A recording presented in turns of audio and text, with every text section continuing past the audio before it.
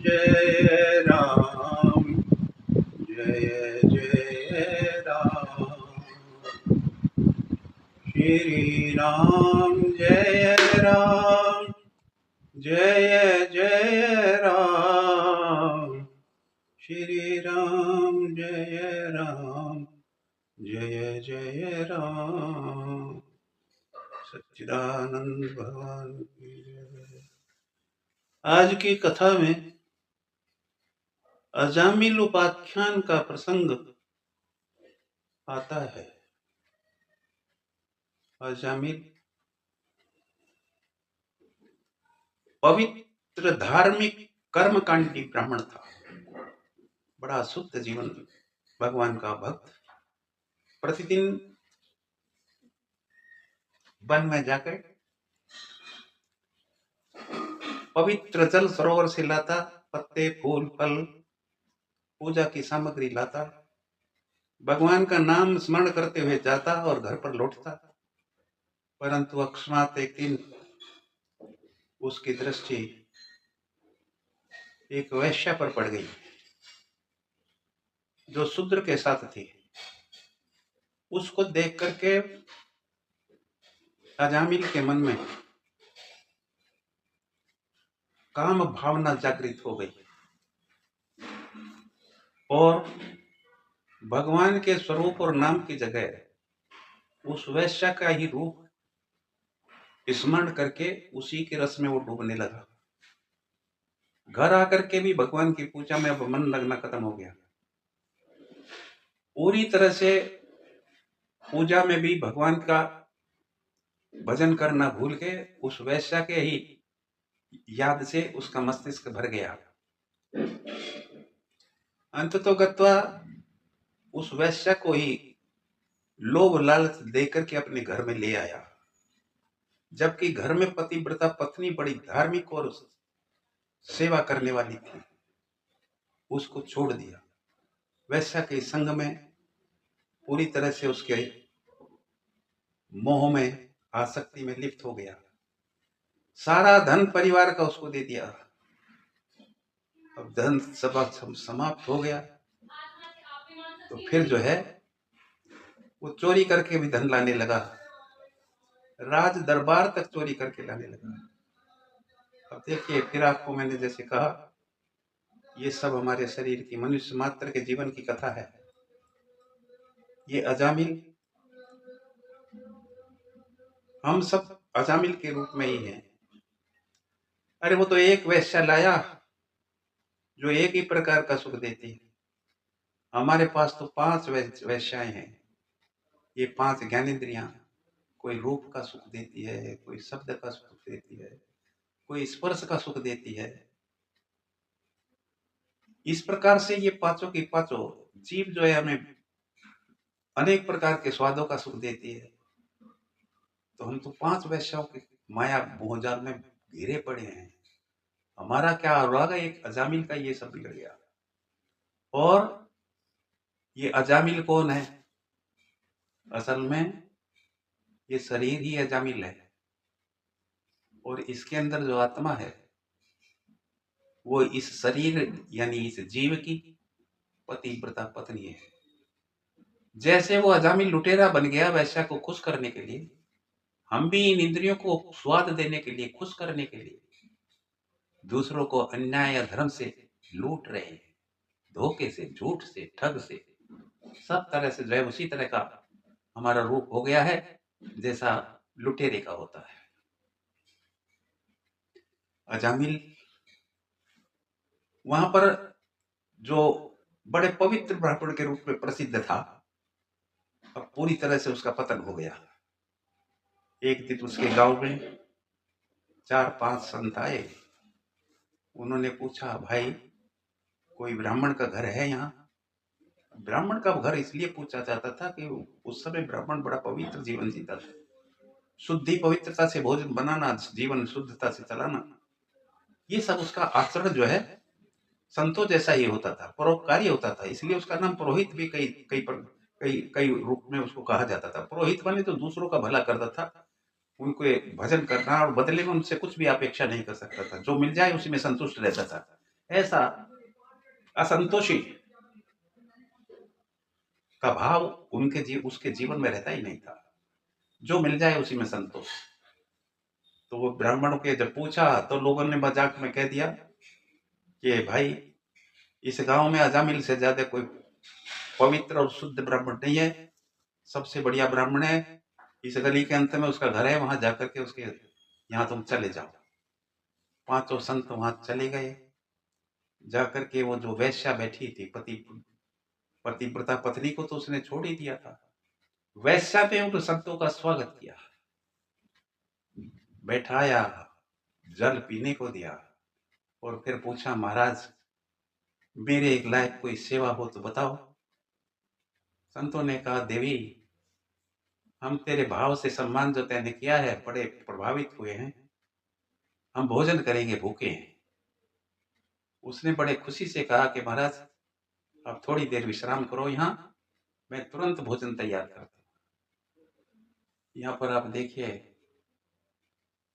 संघ का जो है प्रभाव कितना जबरदस्त होता है। वैश्या धार्मिक पवित्र ब्राह्मण के संग में आई तो उसके अंदर शुद्ध ब्राह्मण के गुण आ गए, संतों की सेवा सम्मान ये उसके अंदर आया। और अजामिल वैश्या के संग में आया, वो लुटेरा बन गया। इसलिए आप जैसा बनना चाहते हैं वैसा के संग करने लगो, निश्चित रूप से संग का रंग आप पर चढ़े भी न रह सकता है। ये कथा हमको बहुत बढ़िया जो है हमारी आंखें खोलती है। कितना भी पापी अगर वो अच्छे संग में हो गया वो सब पापों से मुक्त हो जाता है। और कितना भी जो है धर्मात्मा सत्संगी हो, अगर कुसंग उसने धारण कर लिया, संग कर लिया, दुष्टों का संग अगर उसने किया निश्चित रूप से बिगड़ेगा। शराबी का संग करेगा शराबी बनेगा ही, संत का संग करेगा तो साधु बनेगा। ऐसी वृत्ति निश्चित रूप से है, इसलिए बचना चाहिए हमेशा। अरे शास्त्र तो कहता है विधाता मौत दे दे पर दुष्ट संग नहीं दे विधाता, दुष्टों का संग मत दे। इस प्रकार से भोजन करा दिया गया, इतने में अजामिल आ गया। भोजन करके निवृत्त हुए तो खड़े थे चारों। अजामिल देखते ही एकदम उनकी तरफ क्रोध से उसने देखा और अपनी पत्नी से पूछा ये कौन है? ये महाराज ये साधु संत हैं, भूखे थे मैंने इनको भोजन करा दिया है। पत्नी का विरोध करने का प्रश्न नहीं। ये आदमी गुलाम हो जाता है जिसमें काम आसक्ति बहुत ज्यादा बढ़ जाती है, पत्नी का गुलाम हो जाता है, स्त्री का गुलाम हो जाता है, उसको कुछ नहीं कह सका।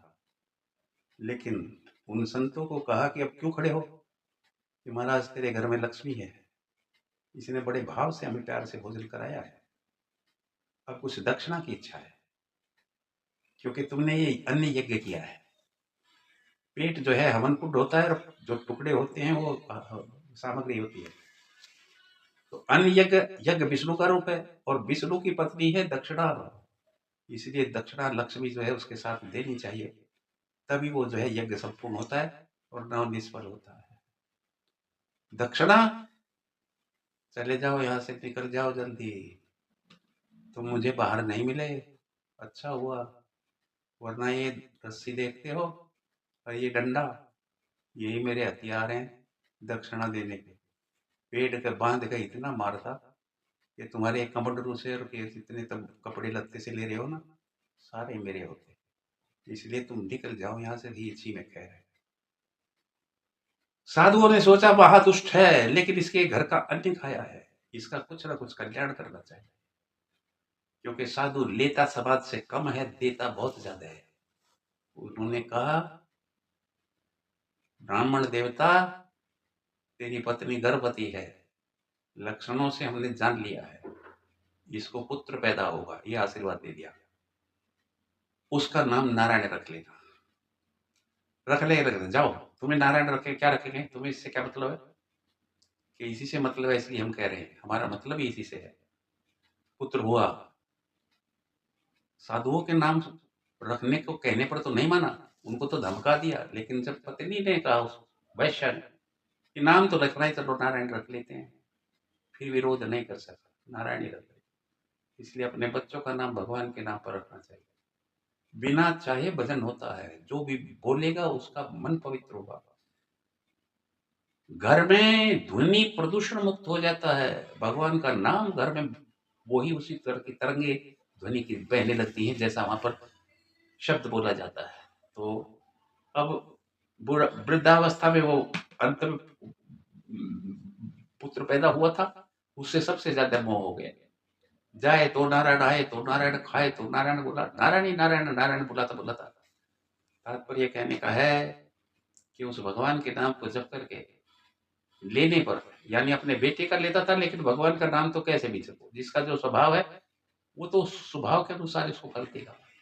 अग्नि का स्वभाव जला रहा है, आप जानबूझ के पारक को जलेगा, अचानक रख जाओ जलेगा, वो तो जलाएगा। इसे भगवान के साथ है पापी पुण्यात्मा, अगर उसकी शरण में जाएगा तो उसको मुक्ति मिलनी है। इसके बाद अजामिल की मौत आ गई। यमराज ने अपने दूत भेज दिए, प्राण खींच के लाओ। प्राण खींचने लगे तो जोर से फिर पुकारा उसने, नारायण। बड़ा कष्ट होता है पापी का जब प्राण छूटते हैं। चीखने लगा तो भगवान के कान खड़े हुए, मुझे कोई बुला रहा है। पार्षद भेज दिए। उन्होंने जाकर के कहा, यमदूतों को, अरे दुष्टों, किसको ले जा रहे हो? ये हमारे भगवान के पास जाएगा, बैकुंठ में जाएगा। अरे ये जिंदगी भर का पापी है, अरे जिंदगी भर का पापी है, लेकिन इसने अंतिम समय में भगवान को याद किया, इसलिए ये सब पापों से मुक्त हो गया। तुम्हें नहीं पता तो अपने यमराज से जाकर के पूछो। तो इस प्रकार से अजामिल को यम के पास से छुटा दिया पार्षदों ने। यमराज के दूत यमराज के पास पहुंचे, ये लो रस्सी, ये लो डंडा, हम नहीं जाएंगे आज से बाद में प्राण खींचने। वहां तो 4 हाथ वाले पीले कपड़े पहन रहे थे, लंबे चौड़े, मुश्किल से जान बचा के आई। महाराज, तुम्हारे सिवा और भी प्राण खींचे क्या? अरे, जो तुमने देखे हैं वे तो भगवान के पार्षद थे, उनका तो मैं भी नौकर हूं। उनको अगर किसी के पास देखो तो उधर नजर उठा करके मत देखना। आंखों में आंसू भर के भगवान से क्षमा मांगी, मेरे ये दूत प्रभु गलती से आपके भक्त के पास चले गए, इनके अपराध को क्षमा कर देना। इस प्रकार से यमराज के और पार्षदों की बातों को सुनकर के और पार्षदों के दर्शन करके अजामिल की बुद्धि शुद्ध हो गई। उसने तुरंत अपने को धिक्कारा। अरे, तेरे जैसा निकृष्ट का कृत्य करने वाला और कौन हो सकता है? इतना कर्मकांड भगवान का भक्त होते हुए और एक वैश्या के जो इस आसक्ति में पड़ के तेने अपने जीवन को बर्बाद कर दिया। अपने पुत्र के नारायण का नाम लेने से जो यम के पास से उसने छुटा दिया, उस नाम ने, अगर तू सच्चे अर्थों में उसी नारायण का जाप करता जैसे पहले कर रहा था, तो तेरी क्या दशा होती, तुझे शरीर ही न मिलता दूसरा। नारायण उनकी बातों को सुन लिया था, भगवान के पार्षद तो छोड़ के चले गए, क्योंकि वो यम के दूत से छुटा दिया, उसके प्राण लौट आए और तब तुरंत जो है खड़ा होकर के वन को चला गया, तो वन में तपस्या करके अपने जीवन को सार्थक किया। सच्चिदानंद भगवान की जय। श्रीमन नारायण नारायण नारायण, भजमन नारायण नारायण नारायण, श्रीमन नारायण नारायण नारायण।